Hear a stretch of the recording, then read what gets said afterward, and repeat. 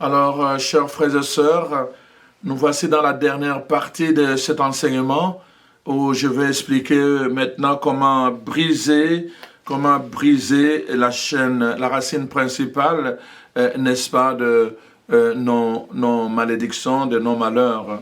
Alors, voici, la parole de Dieu dit dans le livre de Job, chapitre 5, verset 6, « Le malheur ne sort pas de la poussière. » Le malheur ne sort pas de la poussière, c'est-à-dire que le malheur ne sort pas de nulle part.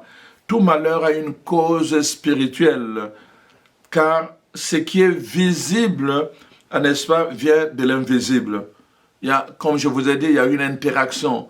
Les liens ancestrales, même s'ils sont morts, l'invisible a un impact sur le visible.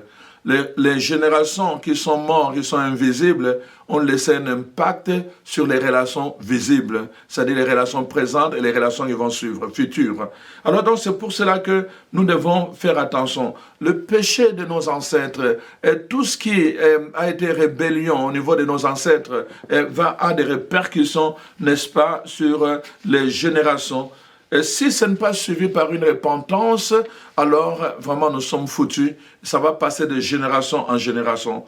Vous allez voir, arrière-grands-parents dans la pauvreté, alors grands-parents dans la pauvreté, les parents dans la pauvreté et moi dans la pauvreté. Nous allons voir, les arrière-grands-parents étaient toujours en train de boire, étaient dans l'alcoolisme, hein, les excès d'alcool, les grands-parents excès d'alcool, les parents excès d'alcool, les moi excès d'alcool, je tombe dans tout ça. Nous allons voir, les arrière-grands-parents ont commis des péchés sexuels, l'inceste, les abus, les avortements et tout le reste, on va les retrouver dans les grands-parents, les parents et moi. Et ça nous poursuivre. On va voir que les arrière-grands-parents exerçaient la divination, hein, tout ce que la nécromancie et toute autre chose qui touche toujours au monde occulte, la consultation et tout le reste. Et finalement, les grands-parents ont hérité de cela, et les parents ont hérité de cela, et moi j'ai hérité de cela parce que j'ai grandi dans cet environnement-là. Donc vraiment, on va voir cela. Il y a aussi des maladies chroniques. On va voir, par exemple, les arrière-grands-parents avaient souffert de telle maladie, et les grands-parents souffrent de cette maladie, les parents souffrent de cette maladie, et on retrouve cela chez moi ou chez les enfants encore. Donc, des choses comme ça, ou encore au niveau de mariage, on va voir, les grands-parents ont eu des misères dans leur mariage pour avoir des enfants, les grands-parents la même chose, les parents la même chose, et donc, on a des difficultés, ils arrivent à en avoir, mais après 1001 peines, et on voit que ça se passe d'une façon à d'une autre, de génération en génération. Alors donc, dans la plupart des cas, je vous ai dit que dès que les enfants de Dieu, le peuple haïssait Dieu, hein, ils se fabriquaient d'autres dieux et alors ils attiraient la fureur de Dieu et ils étaient frappés par des malédictions jusqu'à la 4e génération, comme il est écrit dans Exode 20, verset 5. Donc, vraiment frappés jusqu'à la 4e génération. Par exemple, la parole de Dieu va mettre les interdits, hein, beaucoup d'interdits, pour que justement les objets visibles ou invisibles dotés d'un pouvoir, avec la capacité de lier ou d'asservir ceux qui le détiennent. Alors donc il va dire simplement que vous ne devez pas avoir chez vous ce genre de choses. Ou encore, comme la parole de Dieu va nous le dire, que je ne veux pas que vous puissiez, qu'on trouve chez vous telle chose. Ça, c'est vraiment, ça revient souvent dans les livres, surtout de Deutéronome, chapitre 18. Dieu donne des instructions qu'on ne trouve pas chez toi quelqu'un qui va sauter le feu. hein, qui va consulter le devin, qui va faire la pratique d'invoquer les morts. Et Dieu interdit cela. Celui qui va le faire, il va attirer la malédiction sur lui, sur ses enfants, sur ses petits-enfants. Nous devons faire attention. Si nos parents ont pratiqué des choses comme ça, et que nous le remarquons dans notre vie, que ça passait par ceci, par cela, c'est ça que nous voulons voir. Nous devons nous en débarrasser, parce que c'est très important. S'il y a eu des paroles qu'on a prononcées, que nous n'avons jamais contrecarrées, c'est important vraiment de le mettre par écrit. Et parfois même des malédictions à cause de la non-observance de la loi de Dieu. La parole de Dieu dit, tu dois honorer tes parents. À celui qui n'honore pas ses parents, dans Exode 27, chapitre 27, verset 16, honorer ses parents. Tu dois honorer tes parents. Tu ne peux pas entrer dans la bénédiction en déshonorant tes parents, en allant parler d'eux en public, même s'ils ont commis le mal. Tu ne dois pas aller vraiment les dénigrer en public. Tu ne dois pas aller les mépriser en public. Tu dois honorer tes parents. Leur mal, ils vont payer pour leur mal. Ce n'est pas à toi d'aller dénigrer tes parents.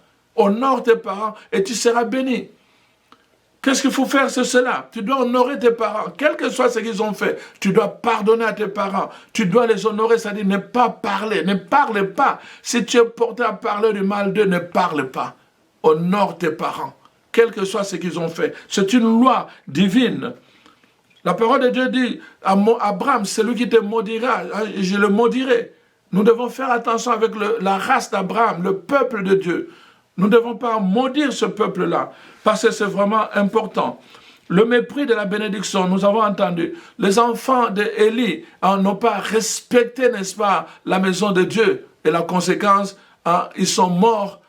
Donc, le parent mort, les enfants sont morts par l'épée, et l'enfant qui devait naître aussi est mort. Et c'était 3 générations qui sont mortes en un jour. Quand on regarde dans les livres de Samuel, comment les enfants d'Élie sont morts et comment ces petits-enfants, la femme qui devait enfanter dans la douleur est morte aussi. Quand elle a appris la nouvelle, l'enfant est mort. 3 générations en même temps. C'est ça que ça entraîne la malédiction quand nous ne faisons pas attention. Des générations peuvent mourir comme ça devant nous et alors nous restons comme cela.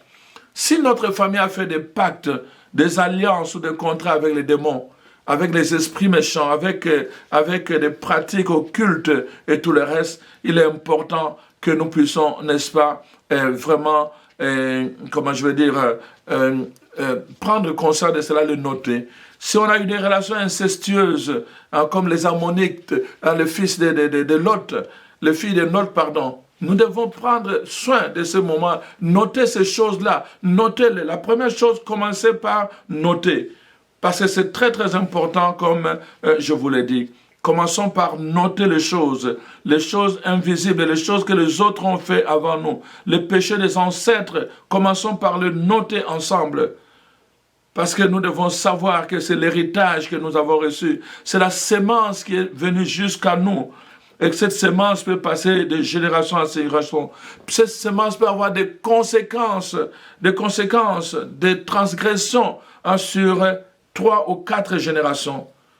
Et la bonne nouvelle ce soir, c'est que nous pouvons briser ce cycle de malédiction générationnelle et devenir une source de bénédiction et de protection pour de nombreuses générations.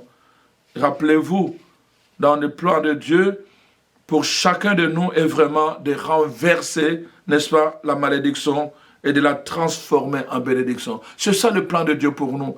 Renverser. Quand Daniel a appris que, voilà, le peuple de Dieu, si mon peuple qui a des déportations invoque mon nom, je vais écourter la durée de son déportation, qu'est-ce que Daniel a fait?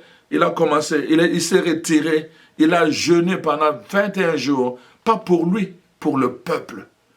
Pas pour toi, mais pour ta famille. Pas pour lui, pour le peuple. Pour ta famille, tu dois jeûner. Il a jeûné, il a prié pendant 21 jours. Et la parole de Dieu nous dit, au bout de 21 jours, Dieu a envoyé un ange pour venir lui dire, j'ai exaucé ta prière et leur séjour a été écourté. Grâce au jeûne et à la prière de Daniel. Es-tu prêt à t'engager pour sauver, renverser la situation de ta famille? Jeûner et prier pour implorer la miséricorde de Dieu. jeûné et prié. Regarde la prière de Daniel, comment il demande pardon pour les générations antérieures. Quand on regarde la prière de Daniel, ceux qui ont le temps de le faire, je vous laisse vraiment aller le regarder, la prière de Daniel. Comment Daniel fait sa prière. Donc, il prie l'Éternel pour demander cette grâce. Seigneur Dieu, grand et redoutable, toi qui gardes ton alliance et qui fais miséricorde à ceux qui t'aiment et qui observent tes commandements. Regardez, il dit ceci, nous avons péché, nous avons commis l'iniquité, nous avons été méchants et rebelles, nous nous sommes détournés de tes commandements et de tes ordonnances, nous n'avons pas écouté tes serviteurs, tes prophètes qui ont parlé en ton nom, et nos rois, à nos chefs, à nos pères et à tout le peuple d'Israël. Et il continue en disant, voilà, il continue dans sa prière. C'est vraiment intéressant parce qu'il dit ceci, voilà, Dieu, auprès du Seigneur, notre Dieu est la miséricorde et le pardon, car nous avons été rebelles envers toi. Nous n'avons pas écouté la voix de l'Éternel, notre Dieu, pour suivre les lois qu'il avait mises devant nous par ses serviteurs, le prophète. Tout Israël, il prie seul, mais il engage tout son peuple. Tout Israël a transgressé tes lois et s'est détourné pour ne pas écouter ta voix. Et maintenant, Seigneur, nous sommes donc dans Daniel 9. J'ai commencé à partir du verset 4. Et maintenant, Seigneur, verset 15. Notre Dieu, toi qui as fait sortir ton peuple du pays d'Égypte par ta main puissante et qui te fait un nom comme il l'est aujourd'hui, nous avons péché, nous avons commis l'iniquité, Seigneur, selon ta grande miséricorde, que ta colère et ta fureur se détournent de ta ville de Jérusalem, de ta montagne sainte, car à cause de nos péchés, de nos iniquités, de nos pères, Jérusalem et ton peuple sont en opprobre à tous ceux qui nous entourent, à cause des iniquités de nos pères. Maintenant donc, ô Dieu, écoute la prière et les supplications de ton serviteur, et pour l'amour du Seigneur, fais briller ta face de nouveau sur ton sanctuaire dévasté. Mon Dieu, prête l'oreille, écoute, ouvre les yeux, regarde nos ruines, tout ce qui est ruiné, signe de malédiction dans ta vie, dans ta famille. Regarde la ville sur laquelle ton nom est invoqué, car ce n'est pas à cause de notre justice que nous te présentons nos supplications, c'est à cause de tes grandes compassions, Seigneur. Écoute, Seigneur, pardonne. Seigneur, sois attentif, agis et ne tarde pas par amour pour toi, ô mon Dieu, car ton nom est invoqué sur ta ville et sur ton peuple. Donc, Daniel fait une longue prière pour implorer la miséricorde de Dieu, pas seulement sur lui, mais sur tout le peuple. Nous devons commencer par cela, nous retirer, avec la liste des choses que nous avons remarquées, commencer à jeûner et déterminer le nombre de jours de jeûne et commencer à prier pour demander pardon d'abord, invoquer la miséricorde de Dieu d'abord. Nous devons commencer par cela, la miséricorde de Dieu d'abord, parce que la Bible dit c'est que l'homme a sémé, il va les récolter. Oui, Seigneur, nous avons sémé la malédiction, mais nous savons que la parole de Dieu nous dit dans Galates, ceux qui ont accueilli Jésus-Christ à cause de lui, il a pris sur lui nos malédictions, et nous pouvons maintenant, nous, prendre sur nous ces bénédictions. Voilà pourquoi il est écrit dans Ephésiens 1, verset 3, n'est-ce pas? Que Dieu nous a bénis de toutes sortes de bénédictions. Et maintenant que toutes ces bénédictions du ciel viennent affecter maintenant ma famille. Il faut prier, chers frères et sœurs. Il faut demander cela à Dieu. C'est ce que nous avons à faire. Alors donc, en ce moment-là, la fureur de l'Éternel qui s'est enflammée contre nous, parce que nos pères ont péché, ça va maintenant être apaisé à cause justement de ce que nous pouvons faire. Donc la parole de Dieu nous dit, et la bonne nouvelle c'est vraiment celle-là, c'est celle-là, parce que la parole de Dieu nous montre comment justement, n'est-ce pas, comme il est dit dans Colossiens 2, versets 14 à 15, Jésus a pris sur lui tout ce qui nous condamnait. Il les a, tout ce qui nous condamnait. Toutes les ordonnances qui nous maintenaient dans la condamnation, il les a déchirées et il les a clouées sur la croix. Déclare cela. Seigneur, quelles que soient les malédictions que mes pères ont commis, ont attirées sur eux, quels que soient les pactes, les alliances qui ont donné l'égalité à une malédiction, Seigneur, moi je me positionne en ton nom. Sur la croix, tu as déchiré les ordonnances, les paroles, les alliances, tout ce qui me condamnait et qui condamnait ma famille sous la malédiction. Tu les as déchirés, tu les as cloués sur la croix. Et tu as dépouillé toutes les puissances qui nous maintenaient dans la malédiction. Tu les as dépouillés de leur pouvoir, les autorités, les principautés, les dominations. Tu les as dépouillés de leur pouvoir. Je déclare aujourd'hui que le sang de Jésus se répand sur ma famille et purifie toute la racine de ma famille. Le nom, le sang et la chair, tout ce que nous avons hérité par le nom, par le sang, par la chair, nous le soumettons maintenant à l'autorité de Dieu. Nous sommes nés de Dieu. C'est-à-dire que nous changeons d'héritage. Nous nous positionnons dans la postérité d'Abraham et nous réclamons, n'est-ce pas, l'héritage selon la promesse qui est l'héritage de la bénédiction maintenant. Donc c'est vraiment grâce au sacrifice parfait de Jésus. Nous devons réclamer cela. Grâce au sacrifice parfait de Jésus-Christ, nous pouvons sortir des enchaînements, des catastrophes et des malédictions de toutes sortes. Je reconnais, je crois, Seigneur, à ton sacrifice de la croix. Et maintenant, je sais que tu peux faire des choses merveilleuses. Alors, maintenant, je brise tous les liens ancestraux. Je brise tous les liens ancestraux, toutes les malédictions prononcées par une figure d'autorité dans ma famille, toutes les alliances. Je détruis le trône de Satan dans ma famille, dans la lignée de maternelle ou paternelle. Je détruis le trône de Satan. Il faut prendre cette autorité-là. Il faut prendre cette autorité-là. Oh Seigneur, il est merveilleux. Notre Dieu est merveilleux. Je refuse que la malédiction de Géasi vienne jusqu'à nous. Géasi, c'était le serviteur, n'est-ce pas? Le serviteur de Élisée. Alors, il est allé, alors qu'Élisée avait refusé les cadeaux du général Naaman, et Géasi l'a poursuivi et il a demandé en mentant que c'est mon maître qui m'a envoyé. Quand Élisée a appris cela, et il l'a interrogé, il lui a demandé, il voulait refuser. Et qu'est-ce que Élisée lui a dit? Alors que la malédiction, la lèpre de Naaman tombe sur toi et sur ta famille, ça de ta descendance. Sur ta descendance. Ils ont reçu une malédiction sur la descendance, la lèpre. Moi, je refuse, Seigneur, par ton sang, par ta croix, tu es venu briser toute malédiction, quelle que soit sa nature dans ma famille. Alors, je positionne ma famille sous ta croix. Il est dit, celui qui se met sous l'abri du Très-Haut, celui-là peut dire, le Seigneur est mon refuge. Je positionne ma famille sous ta croix, que le sang, ton sang coule sur chaque membre de ma famille. Commence à nommer, nomme les noms des gens du côté de ton père, du côté de ta mère, dont tu as hérité jusqu'à A, B, C, D. Nomme-les. Pour invoquer le sang de Jésus, que le sang de Jésus purifie toute la sémence qui a été transmise à B, que le sang de Jésus purifie la sémence de B qui a été transmise à C, que le sang de Jésus purifie la sémence de C qui a été transmise à D, jusqu'à toi. Nomme-le et demande que le sang de Jésus purifie toutes les sémences que tu as héritées qui est venue jusqu'à toi. Dieu a donné le pouvoir pour briser, il nous a donné le pouvoir pour briser la malédiction. La parole de Dieu nous dit dans Nombre 8, 23, qui peut maudire un peuple que Dieu a béni? À partir du moment où tu te places sous la bénédiction de Dieu, il n'y a plus rien qui peut te maudire, mon frère, ma soeur. Quand tu places ta famille sous la bénédiction de Dieu, rien ne peut plus te maudire. Tu dois mener, tu dois prier, tu dois jeûner pour que ton peuple vienne à Dieu. N'est-ce pas, Josué a dit, moi et ma famille, moi et ma famille.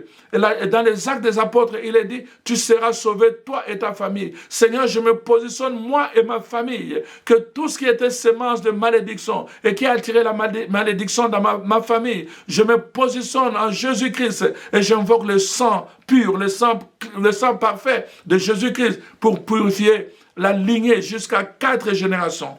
Jusqu'à 4 générations, je purifie toute la sémence qui est passée de génération en génération par le sang de Jésus-Christ. C'est Jésus qui a brisé la malédiction en le portant sur la croix. Alors donc, tel qu'il est dit dans Isaïe 53, alors ce faisant, il a rendu disponible notre accès à la bénédiction. Tu dois réclamer en te positionnant sur la croix de Jésus. La croix de Jésus a rendu disponible ton accès, l'accès de ta famille à la bénédiction. Tu n'es plus condamné. Tu n'es plus condamné à demeurer dans la malédiction. Donc, c'est pour cela, il s'est fait malédiction lui-même, nous dit la parole de Dieu. Jésus s'est fait malédiction par son obéissance. Nous pouvons aimer Dieu, car il bénit ceux qui l'aiment jusqu'à la millième génération. Par l'obéissance de Jésus, nous sommes invités à aimer Dieu. À partir du moment où nous aimons Dieu, à cause de nous, Dieu va bénir 1000 générations. À cause de toi, Dieu va bénir 1000 générations. Tu dois te positionner en Jésus-Christ qui est assis à la droite du Père et qui intercède pour toi et pour ta famille. Oh mon frère, ma soeur.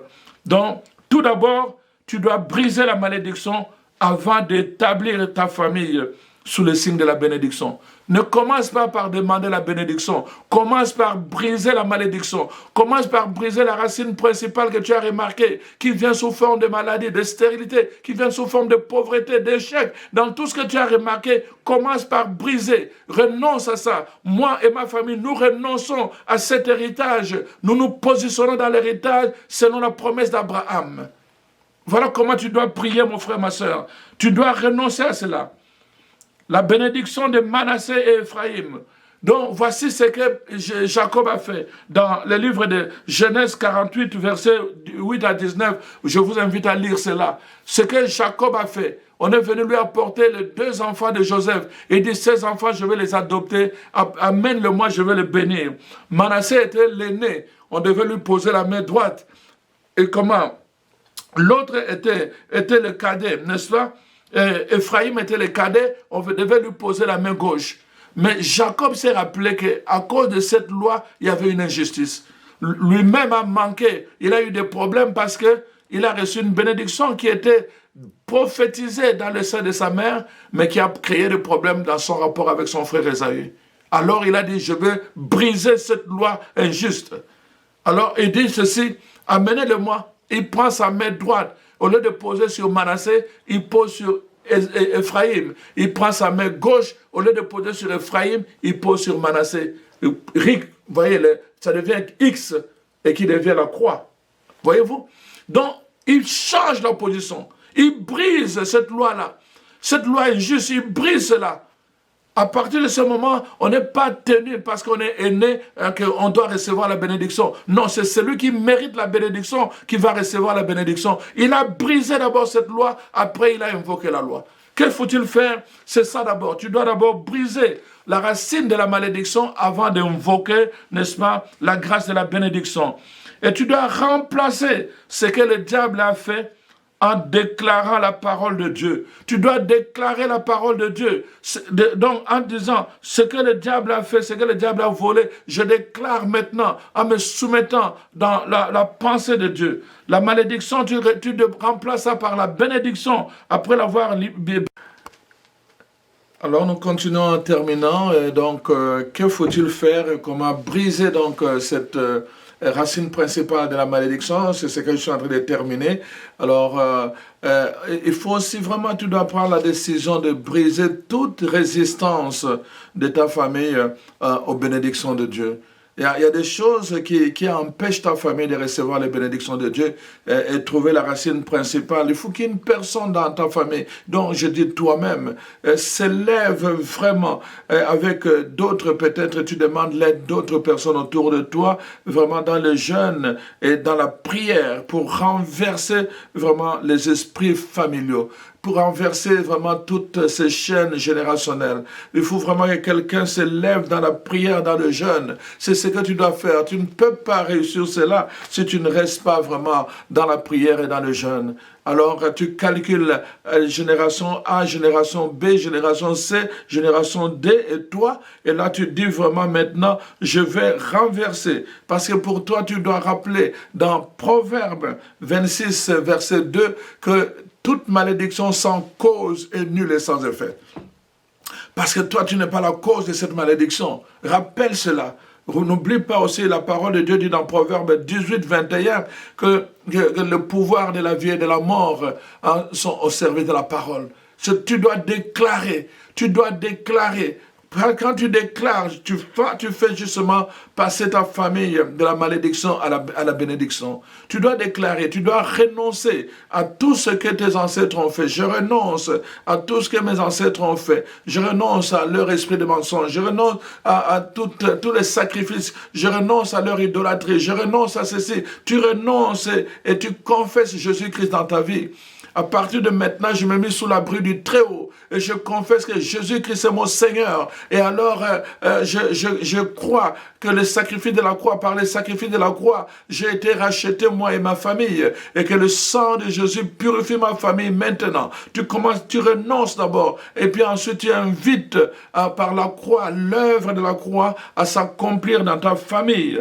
Alors, la délivrance de malédiction va tomber sur ta famille. Et alors, la deuxième étape va être la restitution. Donc, voilà. Il est important, la Bible dit dans Romains 13, 14, dépouillons-nous des œuvres des ténèbres, de malédiction, et revêtons-nous des œuvres de lumière, de bénédiction. Tu dois d'abord te dépouiller, vraiment prends le temps, je dis noter, te dépouiller des œuvres de ténèbres, de malédiction, qui ont causé la racine principale. Et après seulement tu invoques, tu te réveilles.